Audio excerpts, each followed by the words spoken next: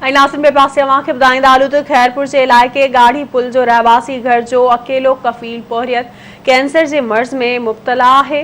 चूंडियल नुमाइंदनि ज़िले इंतज़ामिया ऐं वसवारनि सार न लधी आहे। इन ही हवाले से खैरपुर में पेश है शकील जामरे की ही रिपोर्ट।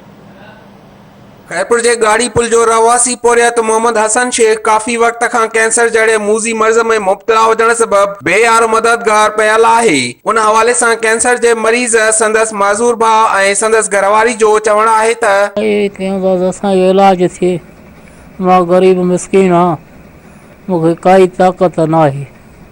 मां अग में भी धक तो पोइ टाइम जो लगल हो मां वही में न सोचो पछाड़ी में मुझे ज़ाहिर थी पियो। पोइ तूं मां चयो त छा हिते जवाब ॾिनो चयो कराची वञ। कराची मां जना अस्पताल में जेके ॿर पिया हुया उगारे मां फिटी कया मुंहिंजी टेस्टियूं कया वयुनि ऐं उन मां सैंपल कढियनि इन ॻोड़े मां। हाणे त बसि इहो पिया अलाह जे आसरे ते कोई भी हेल्प करण जे लाइ तैयार ही ना आहे। न को आयो आहे। हिन महिल साल ॾेढ अचे थियो आहे। मुंहिंजे घर वारे खे कमाइण वारो आहे कोन। पाण असां मज़ूरी कंदा आहियूं का तॾहिं पेट पालियूं।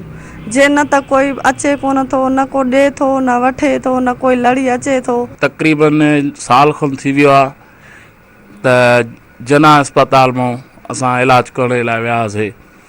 इन में मज़ूरी दौरान ॾाकण तां किरी पियो उनजी फटे जी नोक लगी वई। असां चयोसीं त इन में ठीक थी वेंदो पर उन्होंने असांखे जना अस्पताल वारनि चयो त ही कैंसर जो मरीज़ आहे। सिंध हुकूमत ऐं वसवारनि खे घुर्जे त मरीज़ जी सार संभाल लही संदन भरपूर मदद कई वञे। कैमरामैन महताब सां गॾु शकील जामरी, आवाज़ टीवी, खैरपुर।